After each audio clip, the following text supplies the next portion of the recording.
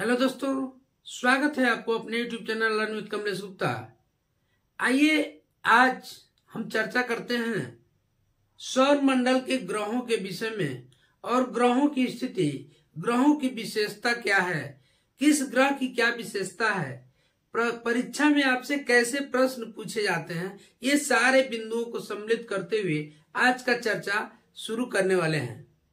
तो आइए देखते हैं कि सबसे पहले इसके पहले मैंने बताया सौर मंडल में सूर्य की स्थिति और सौर मंडल क्या है, ये सारी चीजें मैंने इसके पूर्व के वीडियो में डिस्कस किया है।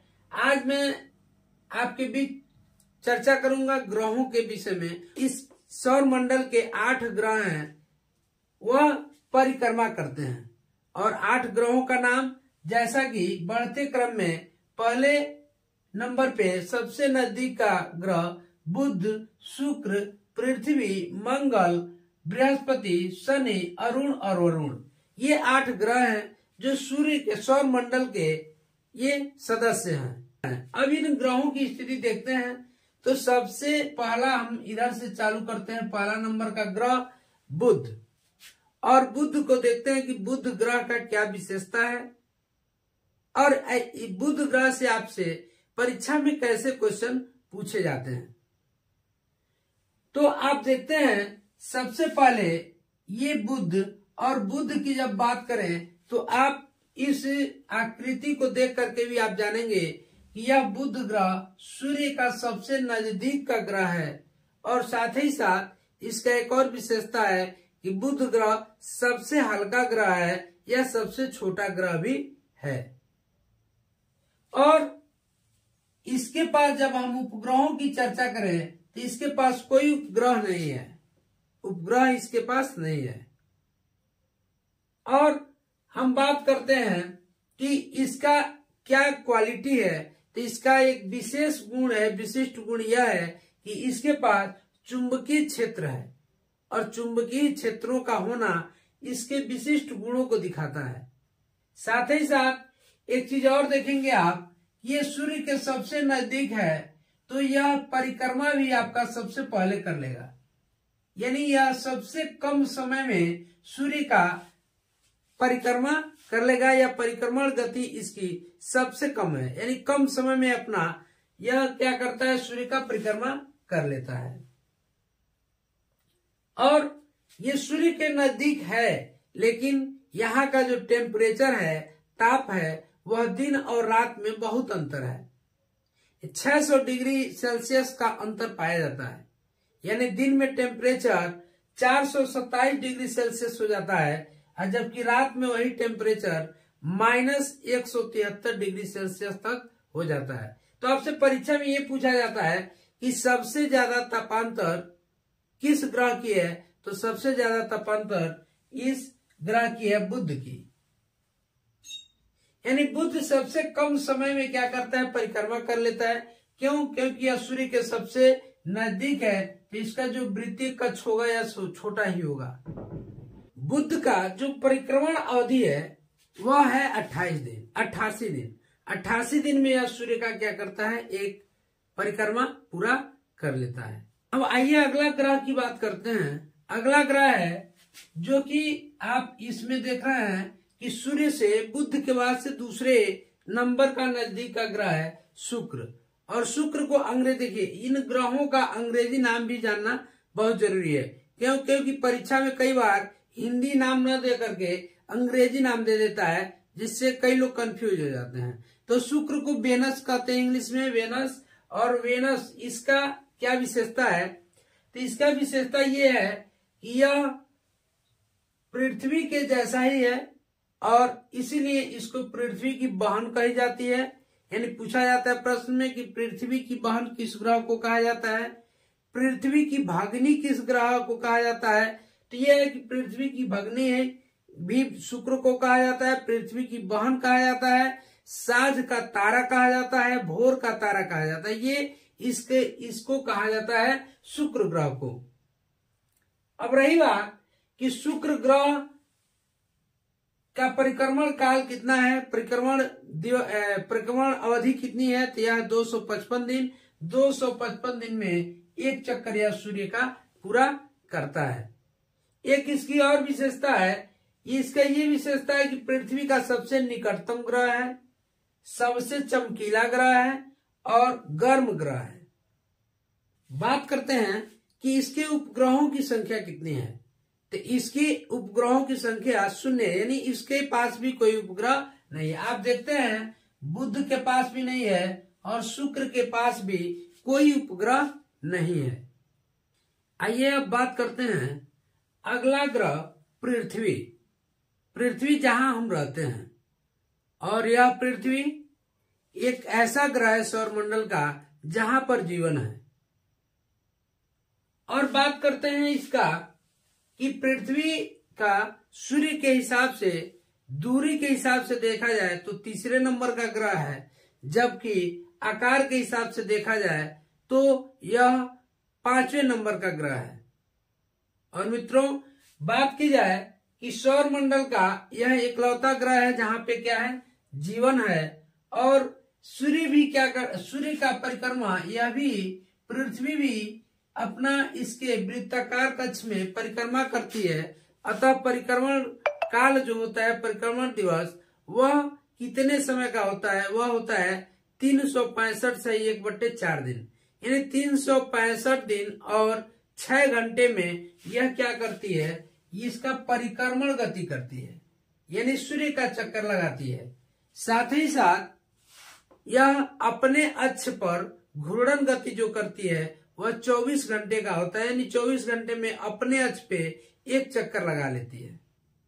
कई बार ये पूछा जाता है कि पृथ्वी के किस गति के कारण दिन और रात होते हैं, तो पृथ्वी के घूर्णन गति के कारण दिन और रात होते हैं। साथ ही साथ ये अपने अक्ष पे 23.5 डिग्री झुकी हुई है, 23.5 डिग्री झुकी हुई है। 23.5 डिग्री झुकी होने के कारण और इसका परिक्रमण काल, ये दोनों की वजह से क्या होता है, ऋतु परिवर्तन होता है। एक चीज आता है कि सबसे नजदीक तारा कौन सा है पृथ्वी का, तो सबसे नजदीक का तारा है सूर्य, और सूर्य के बाद सबसे नजदीक कौन सा तारा है, तो वह है प्रॉक्सिमा सेंचुरी। प्रॉक्सिमा सेंचुरी सूर्य के बाद दूसरा नजदीक का तारा है। अब इसकी बात करते हैं कि पृथ्वी, देखिए पृथ्वी का आकार और उसका गुण क्या होता है, शुक्र के जैसा मिलता जुलता है। इसीलिए ये पृथ्वी की बहन शुक्र को कहा जाता है या पृथ्वी की भगनी कहा जाता है। और एक चीज और, यह अंतरिक्ष से पृथ्वी कैसा दिखाई देता है, तो अंतरिक्ष से नीला दिखाई देता है, क्योंकि यहाँ पे जल है और जल के कारण यह नीला दिखाई देता है। इतने प्रश्न आपसे संभवतः पृथ्वी से लेकर के बनते हैं, कई बार क्वेश्चन इसमें से पूछे जा चुके हैं। जब बात करें पृथ्वी की, तो पृथ्वी का एकमात्र उपग्रह जो चंद्रमा है, प्राकृतिक उपग्रह, तो चंद्रमा की भी हमें चर्चा करनी वाजिब है। देखते हैं चंद्रमा, और चंद्रमा पृथ्वी का एकमात्र उपग्रह है, और चंद्रमा के सतह और उसके आंतरिक भाग का जहां अध्ययन करते हैं सेलेनोलॉजी। चंद्रमा पे जो धूल के मैदान है उसको हम शांत सागर कहते हैं। जो धूल के मैदान है चंद्रमा पे उसको शांत सागर कहते हैं। और यहाँ दक्षिणी ध्रुव पे, चंद्रमा के दक्षिणी ध्रुव पे एक पर्वत है जिसका नाम है लिबनिट्ज पर्वत। लिबनिट्ज पर्वत कहाँ है, चंद्रमा के दक्षिणी ध्रुव पर स्थित है। और एक प्रश्न और बनता है कि जीवाश्म ग्रह किसे कहा जाता है, तो जीवाश्म ग्रह चंद्रमा को कहा जाता है। अगला क्वेश्चन बनता है कि देखिए एक चीज और, यह उपग्रह है, चंद्रमा पृथ्वी का परिक्रमा करता है। तो जब चंद्रमा पृथ्वी का परिक्रमा करता है तो यह कितने दिन में एक चक्कर पूरा करता है, तो यह चक्कर लगा लेता है 27 दिन 8 घंटे में। यह पृथ्वी का एक चक्कर पूरा कर लेता है, परिक्रमा पूरा कर लेता है। अब देखते हैं कि जो चंद्रमा का अक्ष तल है वह पृथ्वी के अक्ष तल के साथ 58.48 डिग्री का कोण बनाता है। एक प्रश्न ये पूछा जाता है कि चंद्रमा पृथ्वी के तल के साथ कितने अंश का कोण बनाता है, तो 58.48 डिग्री का कोण बनाता है। अब इसके बाद से एक बात आती है, इसमें शब्द आता है सुपर मून, ब्लू मून और मून ईयर।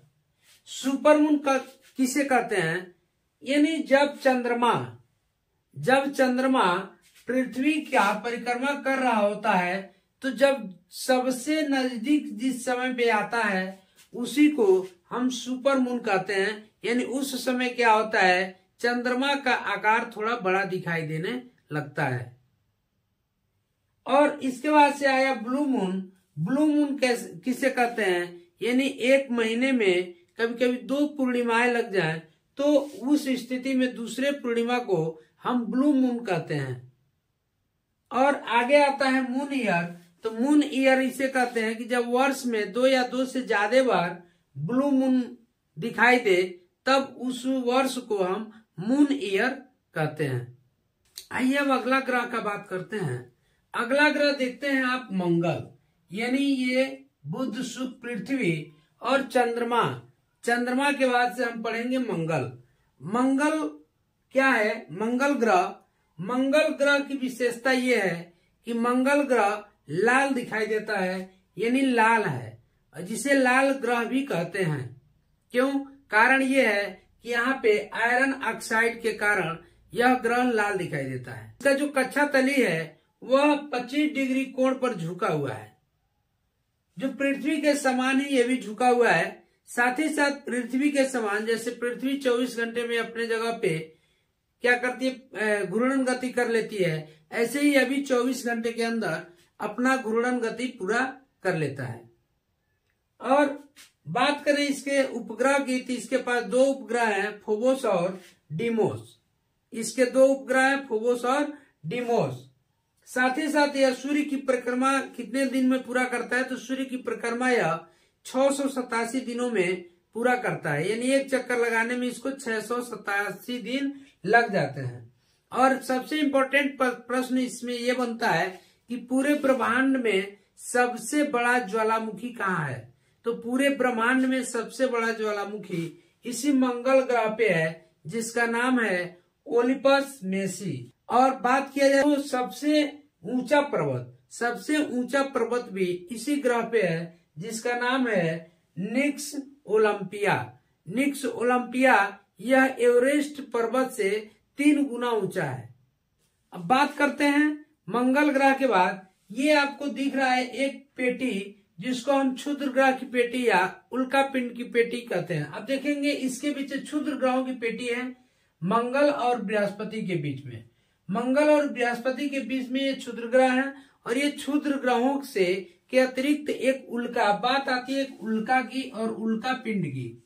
तो उल्का क्या होते हैं, पत्थरों के जैसे होते हैं, और ये भी क्या करते हैं, इसी में सूर्य के चारों तरफ ये भी चक्कर लगाते हैं। लेकिन गुरुत्वाकर्षण बल के कारण यह पृथ्वी से टकराना चाहते हैं, पृथ्वी पे आना चाहते हैं। लेकिन यहाँ से जैसे यह चलते हैं, ये पृथ्वी पे जैसे ही यहाँ से चलते हैं, बीच में होता क्या है कि जो वायुमंडल के मध्य मंडल में जब आते हैं, तो यह घर्षण के कारण जल करके खत्म हो जाते हैं, और ये वायुमंडल में ही क्या होते हैं, खत्म हो जाते हैं। लेकिन वही क्या होता है कि कोई यदि यह टुकड़ा नहीं गल पाया और यह सीधे आ गया, तो यही उल्का पिंड जो पृथ्वी तक आ गया, वही कहलाता है उल्का पिंड। जबकि वहां जो खत्म हो जाता है वह उल्का होता है, और जब वही टुकड़ा जब खत्म नहीं हो पाता है तो वह उल्का पिंड हो जाता है। अब बात करते हैं 5वां ग्रह बृहस्पति की। यानी बृहस्पति का बात करते हैं तो देखते हैं कि बृहस्पति ग्रह ये सभी ग्रहों में सबसे बड़ा ग्रह है। सबसे पहला तो ये प्रश्न बनता है कि सबसे बड़ा ग्रह कौन है, तो सबसे बड़ा ग्रह है आपका बृहस्पति। और बृहस्पति का घूर्णन गति जो है, मतलब ये अपने जगह पे अपने अक्ष पे जो एक चक्कर पूरा करती है, वह मात्र 10 घंटा में ही एक चक्कर लगा लेती है, अपना घूर्णन गति पूरा कर लेती है। साथ ही साथ ये सूर्य का परिक्रमा कितने दिनों में करती है, कितने दिन में सूर्य का चक्कर पूरा करता है, तो अब इसको सूर्य का चक्कर लगाने में 12 वर्ष का समय लग जाता है एक परिक्रमा करने में। साथ ही साथ इससे ये पूछा जाए सबसे बड़ा उपग्रह किसका है, तो इसका उपग्रह है गैनीमीड, और गैनीमीड सबसे बड़ा उपग्रह है जो पीले रंग का दिखाई देता है। आइए बात करते हैं इसके बाद से अगला ग्रह शनि का। तो शनि देखते हैं, शनि की विशेषता यह है कि यह बृहस्पति के बाद से दूसरा सबसे बड़ा ग्रह है और इसके चारों तरफ वलय है, और वलय की जो संख्या है वह है 7। ये 7 वलय है, और यह वलय के कारण आकाश से पीले तारे के समान यह दिखाई देता है। किसके कारण? वलय के कारण। कैसा दिखाई देता है? आकाश से पीले तारों के समान दिखाई देता है। अगला ये देखेंगे, इसमें इंपॉर्टेंट है कि इसका घनत्व जो है सभी ग्रहों से कम है, यहाँ तक कि पानी से भी घनत्व इसका कम है। अतः ये कहा जाए कि शनि को पानी में रख दिया जाए तो पानी में यह तैरने लगेगा, यानी पानी के घनत्व से भी इसका घनत्व कम है, जिसके कारण यह जल में तैर सकता है। अगला है कि इसका सबसे बड़ा, देखिए इसके पास भी कई उपग्रह हैं और उसमें सबसे बड़ा जो उपग्रह है उसका नाम है टाइटन। जो इसका सबसे बड़ा उपग्रह है उसका नाम है टाइटन। तो प्यारे मित्रों, अभी तक आपने चैनल को सब्सक्राइब नहीं किया है तो प्लीज चैनल को सब्सक्राइब कर लीजिए, वीडियो को लाइक कर दीजिए। आइए अब अगले ग्रह की हम बात करें तो अगला ग्रह है आपका अरुण। अरुण देखिए, कई जगह आपका सबसे ज्यादा कंफ्यूज यही अरुण और वरुण करते हैं। क्यों? क्योंकि अधिकतर जगहों पे अरुण न दे करके इसका अंग्रेजी नाम दे देता है यूरेनस, और यूरेनस जब देता है तो कई लोग समझ नहीं पाते हैं, इसलिए इसका दोनों नाम याद रखें, अरुण और उसी को अंग्रेजी नाम है यूरेनस। यूरेनस क्या है? यह आकार में तीसरा सबसे बड़ा ग्रह है, यानी सबसे बड़ा बृहस्पति, उसके बाद शनि, उसके बाद यूरेनस या अरुण, यह तीसरा सबसे बड़ा ग्रह है। इसका खोज किसने किया था? तो इसका खोज विलियम हर्शेल ने किया था। ये प्रश्न कई बार पूछा जा चुका है कि अरुण का या यूरेनस का खोज किसने किया? यूरेनस का खोज किया विलियम हर्शेल ने। अगला क्वेश्चन बनता है कि इसके चारों तरफ कितने वलय हैं? तो देखेंगे कि शनि के चारों तरफ 7 वलय थे और इसके चारों तरफ 9 वलय हैं, और इसे यह अपने अक्ष पे पूर्व से पश्चिम के तरफ घूमता है। ये अपने अक्ष पे किधर घूमता है? ये अपने अक्ष पे पूर्व से पश्चिम की तरफ घूमता है, जबकि अन्य जो भी ग्रह हैं वह अपने अक्ष पे पश्चिम से पूरब की तरफ घूमते हैं। यानी यह इकलौता ग्रह है जो अन्य ग्रहों के विपरीत घूमता है। अन्य ग्रह अपने अक्ष पे पश्चिम से पूरब की तरफ घूमते हैं और यह पूरब से पश्चिम की तरफ घूमता है। अब देखेंगे कि यह अपने अक्ष पे इतना ज्यादा झुका हुआ है कि यह देखने में ऐसा प्रतीत होता है कि यह लेटा हुआ है, अतः इसे लेटा हुआ ग्रह भी कहते हैं। आपका प्रश्न कई बार ये पूछा जा चुका है कि लेटा हुआ ग्रह किसे कहते हैं? तो यूरेनस को या अरुण को लेटा हुआ ग्रह कहते हैं। आइए अब बात करते हैं सौर मंडल का 8वां और सबसे अंतिम ग्रह का।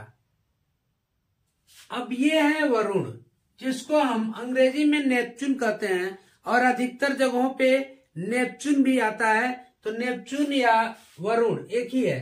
अब ये सबसे अंतिम ग्रह है जो सौर मंडल से, जो सूर्य से सबसे अधिक दूरी पे है, यानी सूर्य से, सूर्य यहाँ सबसे अधिक दूरी पे कौन सा ग्रह है? वह है वरुण।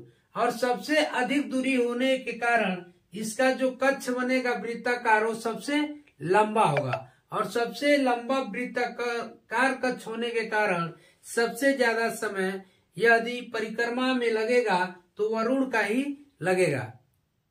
अब एक चीज देखते हैं कि इसका खोज किसने किया था। तो वरुण का खोज ये जर्मन के वैज्ञानिक थे जहान गाले, जिसने इसका खोज किया था। सूर्य से सबसे दूर का ग्रह है। ये प्रश्न पूछा जा चुका है कि सूर्य से, देखिए दो चीजें याद रखें, सूर्य का सबसे निकट का ग्रह, बुध सबसे दूर का ग्रह, वरुण या नेपच्यून। और इसके चारों तरफ एक मीथेन गैस का बादल बना हुआ है जो अति शीतल है या अति ठंडा है। और बात करें कि यह कैसा दिखाई देता है, तो यह हरे रंग का दिखाई देता है और हरे रंग का प्रकाश भी उत्सर्जित करता रहता है। मुझे आशा और विश्वास है कि यह क्लास आपको बहुत अच्छा लगा होगा। यदि क्लास आपको अच्छा लगा हो तो प्लीज वीडियो को लाइक कर दीजिए, चैनल को सब्सक्राइब कर लीजिए और बेल आइकन का बटन दबा दीजिए। मिलते हैं नेक्स्ट वीडियो में अगले टॉपिक के साथ।